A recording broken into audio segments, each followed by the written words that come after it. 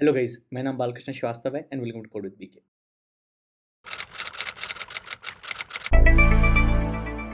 तो शुरू करने से पहले इट इज़ रिक्वेस्ट कि प्लीज़ प्लीज़ सब्सक्राइब करें मेरे चैनल को, क्योंकि मेरा चैनल नया है और आपका सपोर्ट, आपका सब्सक्रिप्शन बहुत इंपॉर्टेंट है। सो प्लीज़ प्लीज़ सब्सक्राइब करेगा मेरे चैनल को। तो इस वीडियो में हम क्वेश्चन 61 टू 70 सॉल्व करेंगे ISC computer science class 12 competency based practice questions का, और ये आपके 2025 बोर्ड्स पेपर के लिए काम आएगा।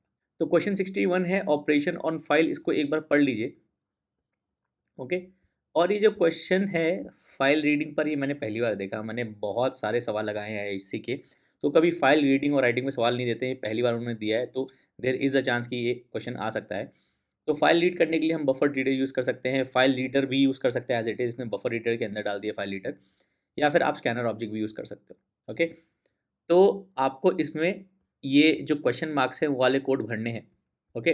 और बता रहा है कि जो इनपुट फाइल है वो ऐसी है। अब input file student dot T x T files में तो ऐसे कॉलम्स नहीं होते। तो बेसिकली वो बताना चाह रहे हैं जो student dot T x T file आपकी है, तो अगर ये फाइल ऐसी है, ओके, अब स्टूडेंट, तो उसमें पहली लाइन है जिसमें लिखा है अनुराग, फिर 90 और 95। ओके, उनका कहने का मतलब ये है, इतना ही डेटा है।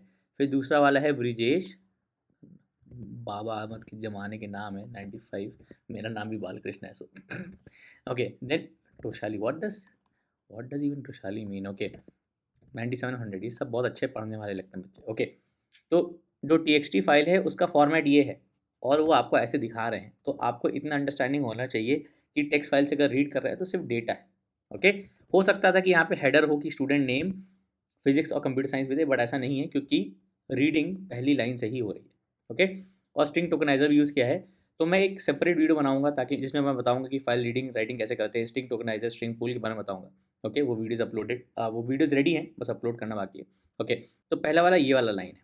तो आपने कभी भी सवाल लगाया है या फिर कोड लिखा है जिसमें आप बफर रीडर से फाइल रीड कर रहे हो, तो इसका बहुत ही स्टैंडर्ड तरीका होता है कि आप रीड लाइन करके लाइन रीड करते हो और उसको इक्वेट करते हो नॉट इक्वल टू नल, क्योंकि रीड लाइन रिटर्न करेगा नल जब कोई लाइन रीड करने के लिए नहीं बचेगी।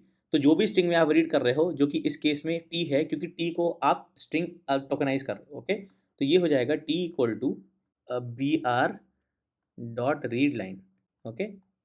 और इसको आप पैरेंथेसिस में करके आप इस कर कंपेयर कर सकते हो नॉट इक्वल टू नल। ये अलाउड है। ओके। ये सी वगैरह सी प्लस प्लस में भी अलाउड होता है कि आप अब इस पूरी कंडीशन में ये डाले हो कि जो टी आपने रीड किया वो नॉट इक्वल टू नल है, तभी ये चलेगा। ओके। अब रीड भी कर रहे हो, कंपेयर भी कर रहे हो, तो पहले ये चलेगा फिर ये चलेगा। ओके। तो बेसिकली ये होगा, ओके, ये होता है T, okay, is not equal to null. Okay. बहुत ही स्टैंडर्ड है ये, इसमें कुछ नया नहीं है। आपने अगर एक बार सवाल किया है तो आपको पता होगा कैसे करते हैं। ओके। दूसरा है कि नेम है, पहला टोकन होगा, क्योंकि सेकंड टोकन फिर फिजिक्स होगा, फिर कंप्यूटर साइंस होगा। सो बेसिकली आप इससे अंदाज़ा आप लगा सकते हो कि S T dot next token से हमको नेक्स्ट टोकन मिल रहा है। तो आपका जो पहला लाइन है बेसिकली वो ऐसे रीड हुआ, ये वाली लाइन रीड हुई, तो आपका जो लाइन होगी वो ऐसी होगी, अनुराग 90 और 95, इसके बीच में स्पेस है। इस स्ट्रिंग को जो कि ये टी में आया पहला लाइन, ओके, फिर अगली लाइन में ये वाली लाइन आएगी, फिर ये वाली, ओके, फिर नल रिटर्न करेगा, तो ये लूप ब्रेक हो जाएगा। कहने का मतलब है टी पहले ये वाली लाइन लेगा, फिर ये वाली, फिर ये वाली। ओके। ये हमेशा बलून दिखा देता है, मतलब वाइट स्पेस से टोकन्स निकल रहे हैं। ओके। और टोकन्स स्ट्रिंग से कैसे निकालते हैं इसका भी वीडियो मैंने अपलोड करके रखा है, आप देख सकते हो। वीडियो मेरे चैनल पे मिल जाएगा, लिंक डिस्क्रिप्शन में मिल जाएगा। तो आप देख रहे हो कि S T dot next token से नेक्स्ट टोकन निकल रहा है, और पहला टोकन नेम है, तो आप सीधे सीधे बता सकते हो कि जो दो वाला पार्ट है ये तो हमारा वन हो गया।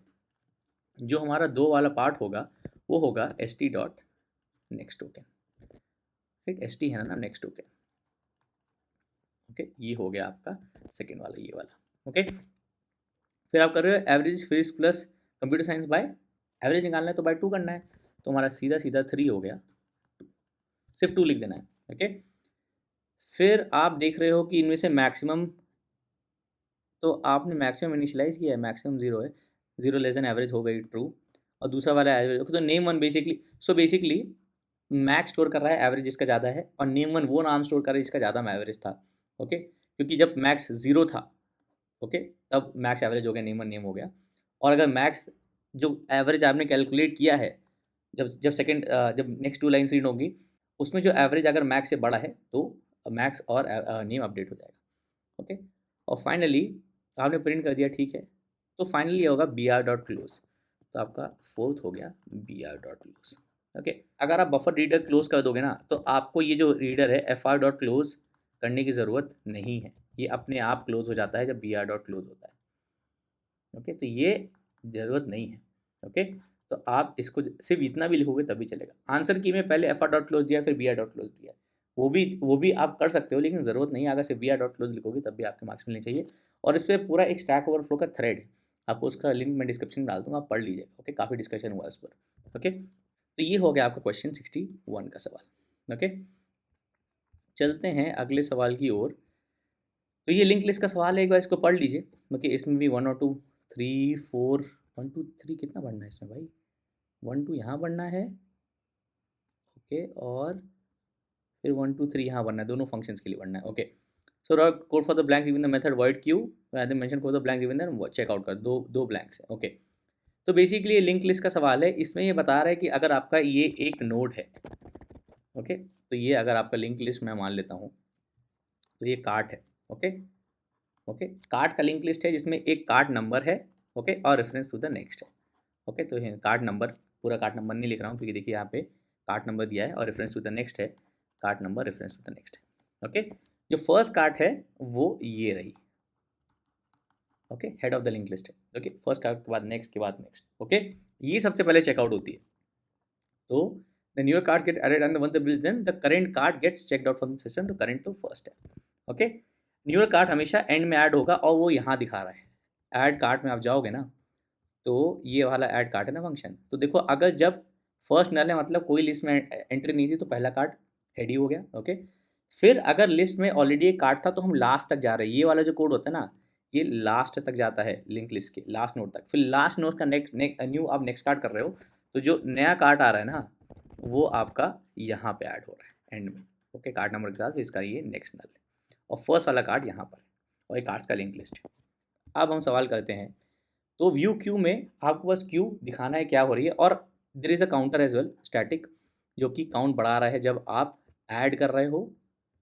ओके, ऐड कर रहे हो और चेकआउट करोगे तब भी काउंट गड़बड़ कम होगा, तो ये तो काउंट माइनस माइनस हो गया सीधा सीधा।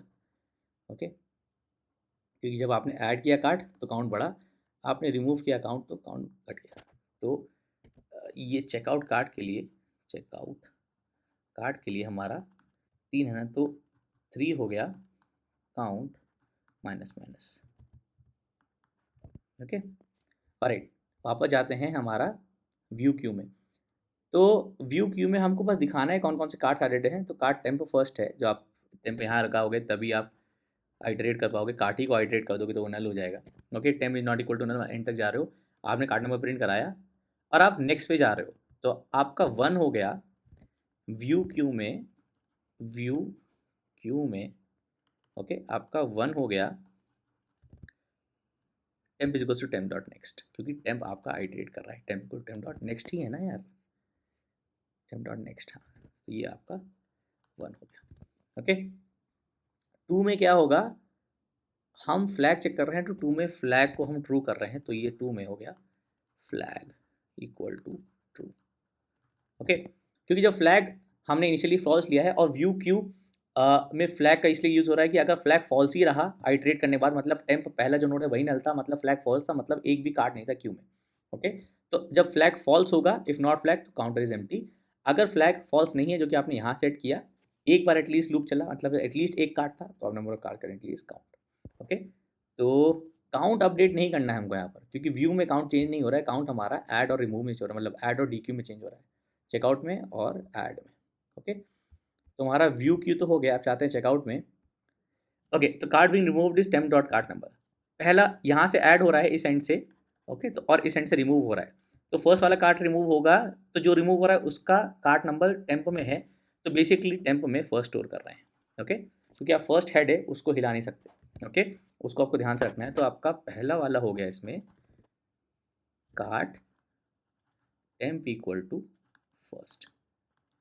ओके, फिर आपने कार्ड नंबर प्रिंट करा दिया, फिर आपको ये कार्ड रिमूव करना है, आपने काउंट कर दिया। कार्ड रिमूव करने के लिए आपने बोला आपको हेड चेंज करना है, हेड को नेक्स्ट पे ले जाना है, हेड अभी यहाँ पर है, फर्स्ट अभी यहाँ पॉइंट कर रहा है, तो फर्स्ट हो गया टेम्प डॉट नेक्स्ट।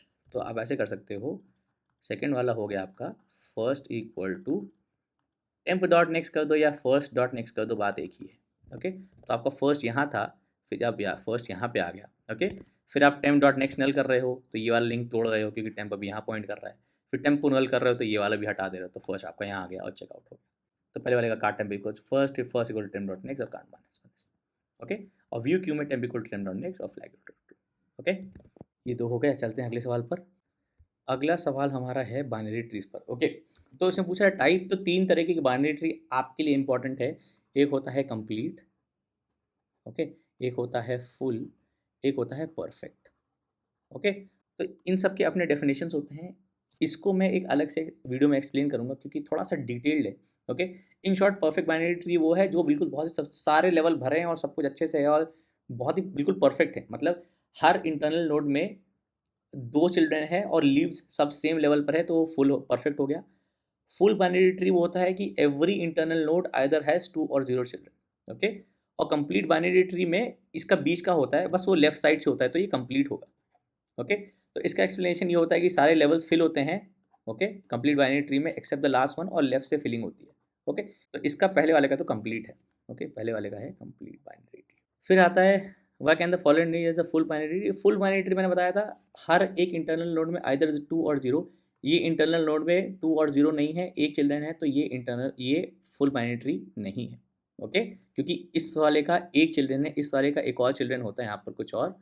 ओके, तो ये फुल बाइनरी ट्री हो जाता है। ओके, या फिर हम इस वाले का ये वाला हम हटा देते तब भी फुल बाइनरी ट्री होता है। ओके, तो इस वाले केस में साइज़ क्या है, 1 2 3 4 5 6 है।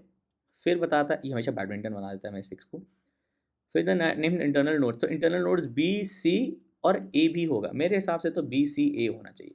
ओके, आंसर की में आपका बी और सी दिया है, तो रूट नोड को इंटरनल नोड माने कि नहीं, ये तो थोड़ा क्वेश्चन मार्क हो गया। ये आपको अपने टीचर से पूछना पड़ेगा, क्योंकि मेरे हिसाब से तो ये इंटरनल नोड होना चाहिए, लेकिन आंसर की में नहीं दिया। Okay, state any one condition for a balance binary tree. So balance binary tree या बैलेंस ट्री, जब आप आगे BST वगैरह पढ़ोगे, अगर आप कंप्यूटर साइंस लेते हो, उसमें ट्रीज को बैलेंस करते हैं। तो ट्री को बैलेंस करने का आइडिया ये होता है कि किसी भी नोड पर जो लेफ्ट सब ट्री होता है, तो इसका ये लेफ्ट सब ट्री हो गया, इसका ये राइट सब ट्री हो गया, इसका ये लेफ्ट सब ट्री, इसका ये राइट सब ट्री। तो किसी भी नोड पर the difference in the Heights, the absolute difference in the Heights of left and right sub tree should not be greater than 1। Okay, ये होता है डेफिनेशन। ओके, आगे चलते हैं। Okay, complete. ओके, तो ये तो एक्सटेंड्स होगा। पहला वाला आपका क्वेश्चन 64 के लिए है। क्वेश्चन 64 पे आ जाते हैं। पहला आपका हो गया एक्सटेंड्स। ओके, एक क्लास दूसरी क्लास को एक्सटेंड करती है। फिर आपको इस वाली क्लास में 1 है, इस वाली क्लास में 3 ले रहे हैं, s int 0।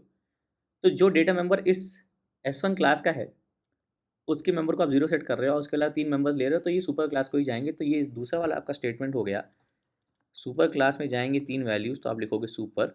ओके, 3 वैल्यूज़ लिख दो, जो भी वैल्यूज़ हैं, SP, SR और ST। ये आपका सेकेंड वाला हो गया। ओके, फिर सिंपल इंटरेस्ट निकाला आपने, फिर इन्वोक डिस्प्ले, तो आपका थर्ड वाला हो गया super dot display. Okay, right, क्योंकि डिस्प्ले का सिग्नेचर ये है जिसमें कोई आर्ग्यूमेंट्स नहीं आ रहा है और सुपर कीवर्ड यूज़ करना है, तो ये। ओके, तो ये हो गया आपका बेस क्लास हो गई आपकी अकाउंट और डिराइव क्लास होगी आपकी SI। जो क्लास का नाम एग्जैक्टली थी वैसे ही बनना। Prototype of base class constructor, तो बेस क्लास कंस्ट्रक्टर होगा पब्लिक। बेस क्लास है हमारी अकाउंट।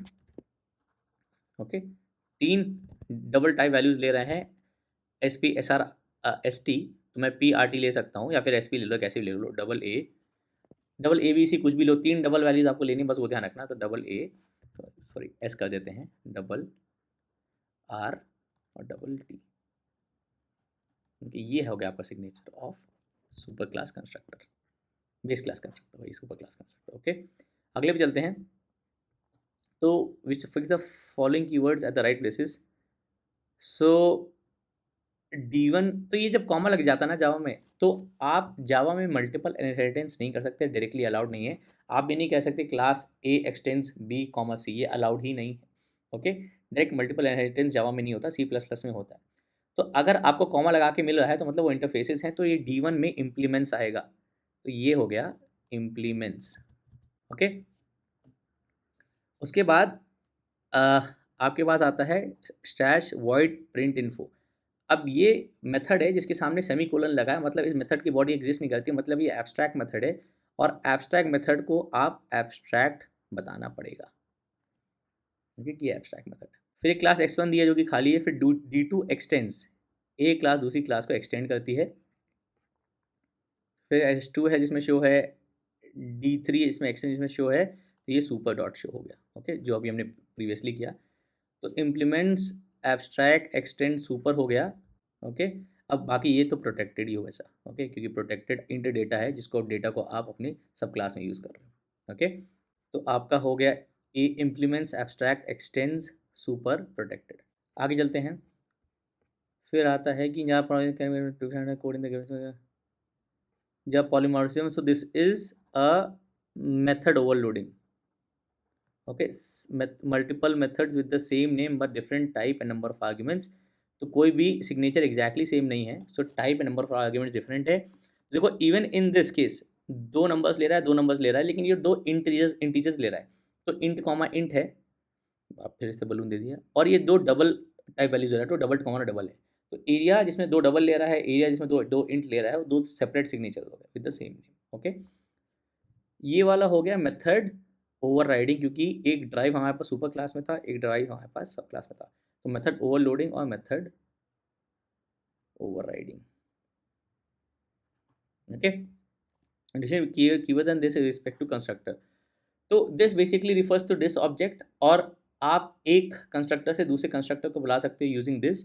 सुपर मतलब आप कंस्ट्रक्टर के सुपर क्लास के बेस क्लास के कंस्ट्रक्टर को बुला रहे हो। ओके, तो सुपर को आप यूज़ करते हो, मैं आपको दिस यूज़ करके बताता हूँ। तो अगर मैं क्लास लेता हूँ, क्लास ऐसे टी। ओके, मेरे पास एक इंट मेंबर है n, मैंने बोला पब्लिक क्लास को मैंने बोला टी। ओके, और ये सेट कर रहा है n को 0। ओके, फिर मैंने लिया एक और मेंबर टी। ओके, जो कि ले रहा है एक इंट n और सेट कर रहा है this dot n to n। Okay, right. तो आप जब इस n को 0 सेट कर रहे हो ना, तो आप इस n को डायरेक्टली 0 सेट करने के बजाय आप कह सकते हो दिस, इस कंस्ट्रक्टर दूसरे कंस्ट्रक्टर को बुलाओ जो इसी क्लास का है, उसमें पास कर दो 0। ओके, तो आप ये बुला रहे हो, मतलब आप 0 ही सेट कर रहे हो यहाँ 0 पास करके, rather than doing n equal to 0 directly. Okay, obviously आप इसको बुला रहे हो तो आप ये नहीं कर सकते। ओके, ये पहला लाइन होना चाहिए, आप देखो यहाँ पे दिखाएगा constructor call must be the first weight in the constructor. Okay, right. तो ये हो गया दिस सुपर। फिर आता है बेस क्लास स्टूडेंट। ओके, तो स्टूडेंट से निकला है ICSE स्टूडेंट, और shapes triangle two. Okay, inheritance and multi levels. तो देखिए मल्टीपल नहीं है इनहेरिटेंस, मल्टी लेवल से मतलब एक के बाद एक अलाउड है। ए एक्सटेंड बी, बी एक्सटेंड सी, ये अलाउड है, लेकिन ए एक्सटेंड्स बी कॉमा सी अलाउड नहीं है, ध्यान रखिएगा। Okay, Java does not support multiple inheritance directly. तो मल्टीपल इंटरफेसेस जो ये है ना, ये जो चीज़ है, ये आइडिया है जिससे आप मल्टीपल इनहेरिटेंस एक तरीके से इंप्लीमेंट कर सकते हो इनडायरेक्टली, मल्टीपल इंटरफेसेस बनाकर। ओके, ये आगे के लिए हो गया, आपके लिए नहीं है अभी। ओके, तो आपके पास shapes triangle 2D shapes, sphere 3D shapes. तो शेप से निकलेगा दो तरह के shapes, 2D shapes 3D shapes. Sphere एक तरीके का 3D शेप है, ट्रायंगल एक तरीके का 2D शेप है। तो अगर आप ऐसे लिख दो, तो जैसे इसमें लिखा है वैसे ही लिखना। तो शेप्स हो गया। ओके, इसमें डब्बे में डाल दिया। फिर इससे निकला है 2D शेप्स, तो एरो बनाया, एरो बनाया, 2D शेप्स 3D शेप्स। तो 2D शेप्स और 3D शेप्स। ओके, जैसे ही स्पेलिंग एग्जैक्टली वैसे लिख देना डब्बा बनाकर। फिर ट्राइंगल एक इससे निकला 2D शेप से, तो ये आप फाइनल लिख दो ट्राइंगल। ओके, और फिर इससे निकला स्फेयर, तो आप लिख लो स्फेयर। ओके, तो ये ऐसा डब्बा बना के, एरो बना के, एग्जैक्टली नाम से लिख के आप कर दोगे तो हो जाएगा। ओके, तो देखो एक के बाद एक अलाउड है, लेकिन ये कैन नॉट से कि शेप, ये जो 2D शेप्स है ये इसको भी कर रहा है और इसको भी कर रहा है, ये अलाउड नहीं है। ओके, ये मत करिएगा। ओके, तो ये हो गया। तो चलते क्वेश्चन 67 पर। सर इसमें मुझे थोड़ा डाउट है, तो इसको मैं अलग से सॉल्व करूँगा, इसमें मुझे समझ में नहीं आया, इसमें थोड़ा गड़बड़ लगा मुझे, तो मैं सॉल्व कर रहा था तो मेरा आंसर डिफरेंट आ रहा था। ओके, तो इसको मैं अभी स्किप कर दूँगा, अगले पे चलते हैं।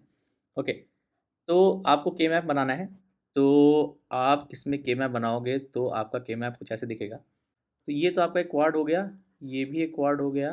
ओके, और ये हो गया एक पेयर हो गया। ठीक है, तो क्वाड पेयर पेयर। ओके, तो आपका ये हो गया तो ये होगा 00011110। तो ये आपका PQRS हो गया 00011110। तो पहला वाला क्वाड हो गया आपका Q/S प्लस दूसरा वाला क्वाड हो गया आपका R और Q बार। ओके, QS प्लस QR बार। अब पेयर हो गया आपका PR बार S बार। ओके, तो ये बन के आया और आपको ये मिल गया। ओके, शोइंग द वेरियस, ये तो हो गया। For the reduced expression using NAND gate only where complements are given. तो नैंड गेट बनाने के लिए आप जैसे QS को एक नैंड गेट में डाल दो, फिर Q बार R को नैंड गेट में डाल दो, फिर PR बार S बार को सब नैंड गेट में डाल दो और इस वापस इन सबको नैंड गेट में डाल दो। ओके, तो आपका सोल्यूशन आ जाएगा। ओके, आगे बढ़ते हैं। तो find the corresponding cardinal and canonical. Canonical निकालने के लिए आपको सी वाला टर्म चाहिए। तो ये है हमारे पास AB बार प्लस AC प्लस BC बार। ओके, कैनोनिकल निकालने के लिए तीनों टर्म्स होनी चाहिए। तो इसको AB बार को C प्लस C बार से मल्टीप्लाई कर दो, प्लस AC है ना, तो उसको B प्लस B बार से मल्टीप्लाई कर दो, प्लस BC बार है तो उसको A प्लस A बार से मल्टीप्लाई कर दो। तो AB bar C plus AB bar C bar plus ABC plus AB bar C plus ABC bar plus A bar BC bar. Okay, कोई टर्म रिपीट हो रहा है? B बार C बार, B बार C repeat हो रहा है ना, B बार C repeat हो रहा है। ओके, तो ये वन AB बार C प्लस B बार C, AB बार C हो गया प्लस ABC प्लस AB बार C बार प्लस ABC बार प्लस AB बार BC बार। ओके, तो ये आपका SOP हो गया कैनोनिकल। ओके, कार्डिनल लिखने के लिए आपको बेसिकली पता लगाना कौन पड़ेगा कौन सा है। तो ये 101 111 100 110 010। तो 5 7 4, ये क्या हो गया, 5 माना ये 6 हो गया, सॉरी ये, और ये 2, तो ये हो गया 2 4 5 6 7। ओके, अब इसके लिए मैक्स टर्म मिन टर्म लिखना है। तो मिन टर्म हो जाएगा हमारा AB बार CD बार। ओके, मिन टर्म हो जाएगा नेक्स्ट वाले के लिए A1 है ना, B बार CD बार। ओके, मैक्स टर्म हो जाएगा A bar plus B plus C bar plus D। Okay, अगले पे चलते हैं। इस वाले क्वेश्चन को एक बार पढ़ लीजिए। तो बेसिकली आपके पास 4 इनपुट्स हैं। सो वर्ड प्रॉब्लम कैसे सॉल्व करते हैं, इसका इंग्लिश वाला वीडियो मैंने बहुत पहले डाला था। वीडियो का लिंक आपको डिस्क्रिप्शन में मिल जाएगा, इंग्लिश में है, लेकिन इसका हिंदी का वीडियो भी मैं बना दूंगा अगर टाइम मिला तो। उसको कैसे सॉल्व करते हैं, तो आपको बेसिकली आउटपुट F निकालना है बेस्ड ऑन दिस कंडीशन। तो tourist has Aadhaar card and has no criminal record, मतलब आधार कार्ड है और क्रिमिनल रिकॉर्ड नहीं है, तो AC bar. Okay, Aadhaar card है, क्रिमिनल रिकॉर्ड नहीं है। Okay, not of C plus, क्योंकि if any of the one है, tourist is government employ which is G and has repeated resort span, तो ये है वाला V plus GV plus tourist has an Aadhaar card A, ये बनाने दे भाई, हाँ, और हैज रिपीटेड रिजॉर्ट विजिट पे, तो ये AV हो गया। ओके, तो AC बार प्लस GV प्लस AV, तो AC बार प्लस GV प्लस AV।